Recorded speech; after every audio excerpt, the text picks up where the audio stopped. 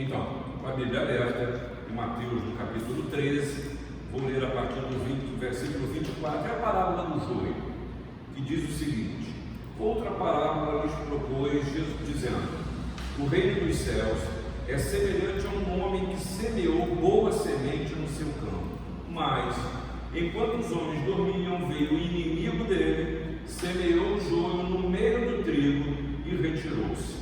E quando a erva cresceu e produziu fruto, apareceu também o joio. Então, vindo os servos do dono da casa, lhe disseram: Senhor, não semeaste boa semente no seu campo? De onde vem, pois, o joio? Ele, porém, lhes respondeu: um inimigo fez isso. Mas os servos lhe perguntaram: queres que vamos e arranquemos o joio? Não, replicou-lhe ele, para que ao separar o joio, não arranqueis também com ele o trigo.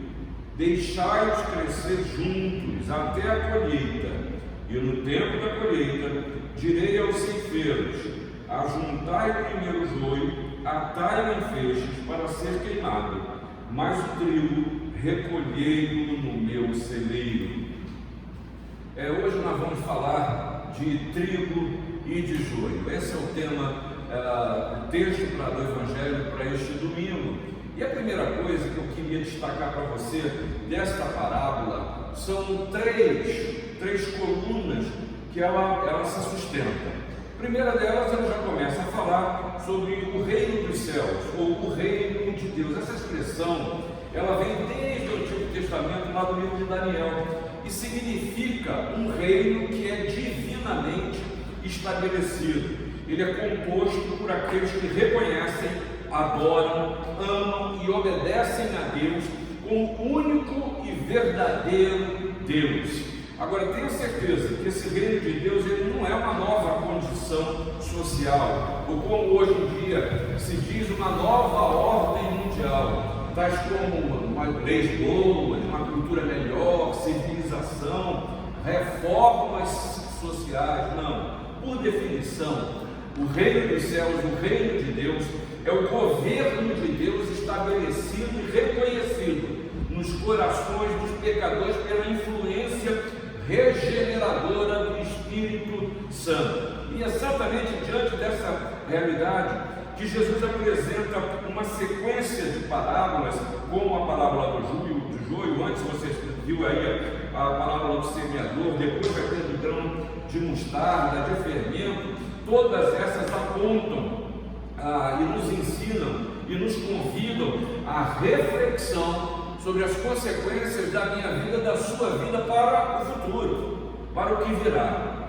A segunda coluna que eu quero trazer e convidar você a você fundamentar na leitura dessa parábola é que a parábola te conduz e precisa te conduzir, essa é a palavra de Jesus, a tomar uma decisão. Tá? A palavra não é uma historinha bonitinha para botar criança para dormir. Não, ela exige de você que ler a palavra uma decisão, porque Jesus nos convida a entender o seu reino através até de aparentes paradoxos. Veja só, aqui você viu um cenário muito conhecido na Palestina, uma plantação de trigo com seus afazeres, com as suas necessidades, com os cuidados, com os trabalhos, com as obrigações de preparar a terra, separar a semente do trigo, escolher a melhor terra, o melhor tempo, a melhor época, jogar sementes, mas sempre havia o risco de outro tipo de semente ou de ervas daninhas caírem na mesma terra. Neste caso aqui, nós estamos falando de uma semente que não é de trigo, a semente do joio, que era um dos grandes males do agricultor, que precisava cuidar, pois essa sua semente, a semente do joio, era muito parecida com a semente do trigo e era facilmente confundida e jogada ali no campo. Elas cresciam e ficava complicado você discernir o que é uma coisa e o que era outra. E é engraçado que os judeus chamavam o joio do trigo bastardo. E o comentarista Barclay diz o seguinte: que o joio ele precisava ser separado também pela forma que ele agia no ser humano. O grão do joio era tóxico, mais do que isso, ele produzia nas pessoas enjoo, náusea e tinha até um efeito narcótico e até uma quantidade, uma dose muito pequena trazia um amargor muito sério. Terceira coisa que eu quero que você entenda, que você se recorde, é que essa parábola Jesus faz questão de explicar. Então não cabe aqui eu querer trazer uma explicação para a palavra. Se você chega na partir do versículo 36, Jesus tem um cuidado e deixa claro o que ele quis dizer. Quando ele está falando aqui, fala sobre o que semeia é o Filho do Homem, ou seja, é ele mesmo, Jesus. O campo é o mundo, a boa semente são os filhos do reino dos céus, os joios são os filhos do maligno. O inimigo que semeou é o diabo, a ceifa é a consumação dos séculos, e os ceifeiros são os anjos, está tudo colocado. E a mensagem, Jesus está dizendo que ele enviará seus anjos, que vão ajuntar os do seu reino, que praticam iniquidade e escândalo, e esses vão ser lançados no fogo, e os filhos do reino serão recolhidos ao reino dos céus. Essa é a mensagem de Jesus. A edificação do reino de Deus, por outro lado, ela é ameaçada, não apenas pelas atitudes interiores do coração, mas também elas refletem naquilo que os outros podem ver. E a comunidade de Jesus, a igreja do Senhor, sempre vai estar numa guerra entre essas duas frentes. Mas eu quero pedir a Deus que me permita fugir de uma visão dicotomista, de nós contra eles, do bem contra o mal. Nós que lemos Bíblia, que vemos a igreja, somos do bem e os outros são do mal. Eu gostaria que você fizesse uma leitura integradora na sua vida sobre o que é trigo e o que é joio. E a primeira coisa que eu quero destacar para você é exatamente a mensagem que o joio nos traz. E a primeira mensagem que a gente vê nas palavras de Jesus é que o erro sempre vem depois da verdade. É muito curioso a gente ver isso na Bíblia. São João Crisóstomo chama a atenção para esse fato, nos dizendo que depois dos profetas vieram os falsos profetas. Depois dos apóstolos vieram e continuam a vir os falsos apóstolos. Depois do Cristo, o anticristo virá. Essa mensagem do joio é para aqueles que dizem abraçar a verdade do Evangelho de Jesus, mas levam um outro tipo de vida e, num determinado momento, são identificados com uma produção que não é aquela esperada pelo Senhor. Depois de ouvir a mensagem, se desviam, fazem concessões em suas vidas sobre coisas que o Evangelho não ensina. E nesse sentido, a parábola descreve perfeitamente a margem daqueles que caminham para aquilo que depois se chamou de heresia. Depois que o trigo cresceu, produziu seus frutos, o joio vem e aparece. E aí Paulo chama a sua e a minha atenção para essa tentação, quando Paulo diz: aquele, pois, que pensa estar em pé, veja que não caia. Pois em vez de eu olhar e dizer, não, meu time é do trigo, o joio é outro, eu preciso olhar para dentro e ver se na verdade eu não tenho pensamentos de joio, eu não tenho atitudes de joio, eu não ajo como joio e ainda me visto como trigo. Hoje há muitas tentações para que o trigo se revele como joio. Daquele que tem uma vida cristã, é um paradoxo, mas não se assusta não, que é isso mesmo. Vida cristã desconectada de Cristo, igreja desconectada da palavra de Deus, religiosidade travestida de fé, isso tudo é joio no meio do trigo. A gente precisa fazer uma avaliação do Evangelho que nós estamos vivendo. Que implicação tem para a vida? Se eu estou caminhando a passos largos para ser reconhecido como filho do homem, como um filho do reino, como um cidadão da eternidade, ou na verdade eu estou até me enganando com falsos pressupostos, e nisso não implica em você achar que o poder da decisão da sua vida está nas suas mãos. Absolutamente, Deus continua no controle da história. A gente precisa confrontar nossa cultura religiosa com a palavra de Deus, refletir sobre um tipo de evangelho que não transforma nada, é mais do mesmo, uma oração que não tem poder, porque é ladainha e não produz, não tem como fruto uma fé que seja autêntica, um testemunho que na verdade se amolda às próprias paixões, é reflexo do que eu não quero abrir mão, e o Espírito Santo continua a me falar que esse estilo de vida não vem de Deus. Segunda mensagem que o Júlio te traz é que é impossível ao homem distinguir as obras de Deus das obras do diabo. Sabe por quê? Por causa do pecado. Por isso que o Senhor, na sua palavra, te ensina dizendo que não nos compete conhecer tempos e épocas, porque nós somos míopes para olhar não só a realidade, mas o futuro. Nós somos incapazes de perceber todo, mas Deus continua no controle, e por isso Jesus nos aconselha: não mexe com o joio não tenta separar isso não, você não tem condições de discernir perfeitamente o que é joio e o que é trigo, porque pecado cega, pecado embota a capacidade de entendimento, e aí eu e você precisamos ter a humildade para nos reconhecer imperfeitos. E olha, isso já causou tantos males na história, que eu quero falar sobre isso um pouco mais à frente, porque essa parábola nos traz ainda uma segunda mensagem, dura, mas é a realidade, dura, mas esta é a verdade, e você não pode se enganar, porque o cristianismo não é circo para o povo, o cristianismo não é fuga da realidade, a fé não nos tira e não nos exime de precisar nos enfrentar a dor, o sofrimento, o luto, muitas vezes até as nossas carências, e temos que vivê-la diante de Deus, mas nós enfrentamos. Pois a segunda realidade que essa parábola nos ensina é que o bem e o mal, eles coexistirão no mundo, e não se assuste não, ele continua a coexistir na igreja, até chegarmos ao fim. E aí o grande tema que a gente vê nessa parábola e que nos deixa assim estupefatos é o problema do mal. É o problema do mal. A mistura do bem com o mal nos confronta em todos os ambientes sociais, seja no lar, seja nas formas de governo, seja na família e até na igreja. O verdadeiro e o falso estão sempre presentes.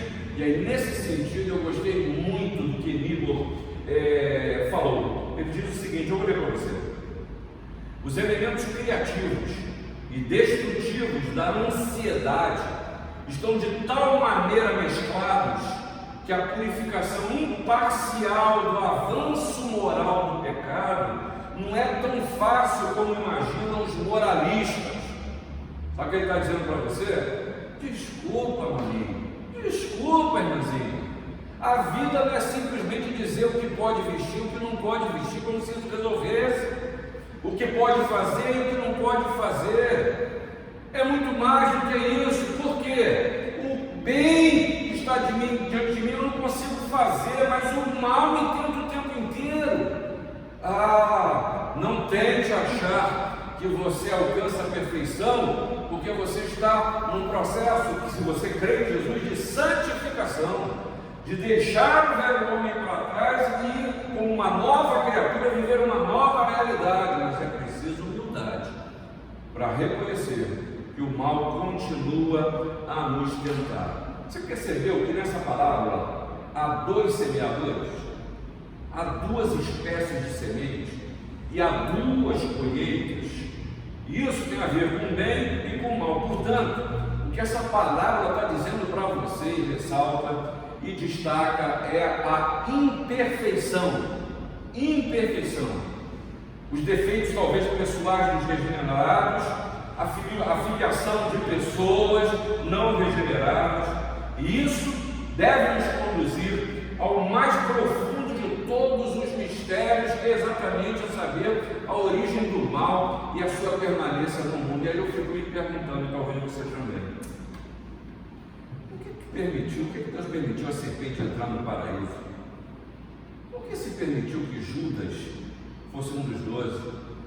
Por que a igreja primitiva quase foi arruinada por falsos cristãos? Porque Deus permite que o pecado e a tristeza afetem o nosso mundo, afetem a minha e a sua vida. E aí Jesus responde dizendo: um inimigo fez isso. Mas por que esse inimigo continua ativo após quase 2 milênios da vinda de Jesus? Continua agindo no campo de Deus. E aí, na inquietude da minha alma, por não alcançar essa resposta, por não encontrar nos livros uma resposta que aquietou meu coração, eu quero dividir com você. Foi uma palavra de Herbert Locke respondendo essa questão. Primeiro, que isso é um mistério que ainda não foi revelado, que a gente não sabe o porquê completamente. Mas, como cristãos, nós deveríamos estar mais preocupados com a vitória sobre o mal do que com uma completa explicação sobre eles. Porque definições a gente encontra para muita coisa e nem por isso a gente segue ou trilha um caminho que as definições nos ensinam. De leis nós estamos notados e as leis são criadas e nós as mudamos, infringimos. Assim é na vida. Por isso que Herbert me dá essa atenção, que eu preciso estar mais atento para buscar vencer o mal do que achar uma explicação lógica para isso, porque há assuntos que não me competem. Mas não se esqueça do que Jesus fala: o campo é o mundo, e o mundo é o campo de Deus, do Senhor, de Jesus. E aqui Jesus, nessa parábola, uma vez mais, ele reivindica o direito de propriedade e de domínio. Ele continua no controle e promete que fará a colheita e o mal será tratado. Não invista no mal, não invista na maldade, não use na linguagem daquilo que já foi derrotado por Jesus e que nós estamos vivendo os momentos finais desse mal que ainda graça no mundo. E nesse sentido, Jesus faz questão de destacar com toda a realidade e maturidade que nós encontraremos filhos do reino e filhos do maligno.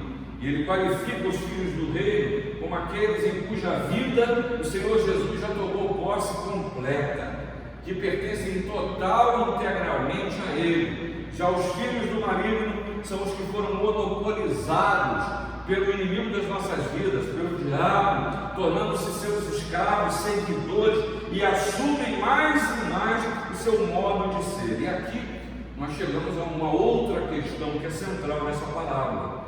Não se pode e nem se deve tentar distinguir entre quem é bom e quem é mau, quem é convertido e quem não é convertido. Não é disso que Jesus está falando.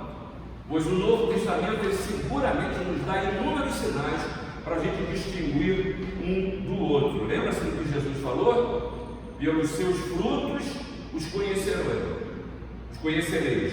Colhem-se porventura uvas dos espinheiros ou figo dos abrolhos? E aí, meu irmão, em vez de procurar o mal no outro, eu tenho que olhar para mim. Porque o indivíduo que segue a Jesus seriamente pode e deve se diferenciar de alguém que não leva a fé a sério e nem sequer pensa em seguir a Jesus. Seguramente essa é a luta na sua vida. Essa é a tentação do nosso tempo. É o que diferencia, o que você diferencia na sua vida pela sua fé. Porque definitivamente não é assumir os poderes desse mundo, não é ser uma igreja rica que ostenta poder, não é viver a fé de gueto, no qual só interessa os que são do meu grupo, não é se imiscuir em questões que não competem ao corpo de Cristo e ainda usar como subterfúgio um discurso religioso. Nesse sentido, persiste como vale da possibilidade de reconhecer o cristão, ainda que nós sejamos pessoas que erram, e saibamos que nem tudo que reluz é ouro, que nem tudo que é visível na comunidade de Jesus faz parte de uma visibilidade genuína. A gente precisa viver a visibilidade da comunidade de Jesus com todos os seus sinais característicos em toda a parte. E assim, Jesus termina essa parábola nos convidando a olhar além. Isso é difícil, porque eu e você somos imediatistas. Essa parábola é um discurso figurado, escatológico, e está apontando para o fim, está apontando para o tempo da colheita, do juízo final. A ênfase da parábola está na colheita, e eu tenho dificuldade para olhar que vai chegar a colheita, mas eu não posso esquecer disso. Eu não posso viver a minha vida como se fosse só uma terra árida, ou quando os sulcos fossem abertos, ou talvez eu consiga chegar que a semente foi plantada, ou quem sabe que vai precisar ser regada. Não, eu preciso entender que o objetivo da plantação da semente é a colheita, e isso nos conduz para uma terceira e última coisa, que essa parábola explicada por Jesus precisa encarnar na minha e na sua vida. Olha, pureza não se admite excluindo, pureza não se admite, não se atinge culpando, muito menos julgando. É preciso que a gente entenda, desculpa se está sendo repetitivo, não nos compete distinguir. O único motivo para esperar até a colheita é que os discípulos não devem de si próprios separar grupos de pessoas. Toda vez que o ser humano fez isso, errou. Essa é sempre uma tentação, essa é a fonte dos preconceitos, essa é a fonte das guerras, essa é a consequência do mal. E a história é cheia de exemplos equivocados da tentativa da religião de gerar pureza. Fogueiras foram acesas para queimar hereges, e quanto erro se cometeu. Cruzadas para se libertar do que se julgava santo foram realizadas. Que consequência do bem trouxeram? Nenhuma. Exemplo, outro que eu quero dar, um livro que eu li há muitos anos atrás, e que eu já citei até para vocês aqui na igreja, mas que é verdade, é um livro que estuda sobre o fundamentalismo nas religiões. O título é muito sugestivo. O título do livro é O Demônio é o Outro. O demônio é o outro. E ele é, na verdade, uma denúncia, porque a gente tem que pensar isso, né? Eu e os meus somos santinhos. O problema está com o outro. Sempre está com o outro. Outra tentação de uma religião que procura viver uma pureza que é falsa, que é mentirosa, que é ritual, é exatamente essa dicotomia que se faz entre a santidade e o moralismo. Tem muita gente que interpreta a fé cristã como moralismo, daqueles que fazem o que eu faço, que não fazem o que eu não faço na frente dos outros, daquilo que são os meus pressupostos e que são consequências da maneira de eu enxergar a palavra sem submeter a voz do Espírito Santo. Olha, certamente os discípulos precisam fazer uma distinção, mas não a separação e a condenação e o extermínio daquilo que você vê e julga o outro. O joio revela, na verdade, que vai haver juízo. É isso que ele revela. E certamente os discípulos, eles devem fazer essa distinção, mas não a tentação de separação. E aí eu quero que você preste atenção, já estou caminhando para o final. É verdade que a diferença entre os dois grupos de pessoas precisam ser observadas com clareza e com nitidão, e nitidez não podem ser desprezadas. Sabe por quê? Porque pecado é pecado, injustiça é injustiça, injustiça continua sendo injustiça, e mentira não pode ser transformada em verdade. Isso você sabe, porque contra o pecado, a injustiça e a mentira é preciso proferir a pregação de arrependimento, da palavra que esclarece, que corta e que separa. Eu e você temos que nos apartar do mal, temos que fugir do mal. Não podemos reconhecer o mal como opção, não podemos reconhecer que a maldade do coração ela tem sentido, não tem. E aí, meus irmãos, a certeza da salvação é algo bem diferente de um esforço pessoal para ter segurança e, quem sabe, garantias espirituais. É outra coisa. A certeza da salvação é levantada nessa parábola para quem a compreende corretamente, no sentido de reflexão, de exame. Talvez você precise responder como eu uma pergunta: eu faço parte da colheita do joio ou do trigo? Peraí, não se apressa a responder isso não. Dá uma olhada para você. E nem verbaliza do lado do que vocês estão. Essa é a pergunta do Senhor para a sua vida. Aquele que busca com sinceridade é despertar o anseio por certeza de estar salvo. A gente vive numa época que é uma época da graça, quando o joio ele pode vir a ser trigo. Não vem cientista me dizer, claro, você sabe que uma palavra é um sentido figurado, mas o joio ele pode vir a ser trigo. Mais do que isso, a palavra não exclui essa mudança antes que o fim do tempo tenha chegado. Por essas palavras de Jesus a gente aprende que pelo seu poder o inimigo pode ser derrotado e seus escravos feitos ou transformados em servos de Deus. Os filhos do diabo podem ainda tornar-se filhos do reino. A gente tem razão para examinar o campo do nosso coração e descobrir se o inimigo está semeando durante as noites da vida o joio. Quanto mais o Senhor tem o seu coração, menos terá o joio. Que Deus o abençoe. Eu quero convidar você que pode, ou quem sabe, que você que tem a fé para declarar o seu trigo, ou seja, que você possa declarar: na verdade, eu sou trigo, eu sou filho do reino, eu abandonei a vida e as características do joio, e assim você abrir seu inário de número 150 e declarar com a boca cheia: Cristo me redimiu. E no 150 cantemos.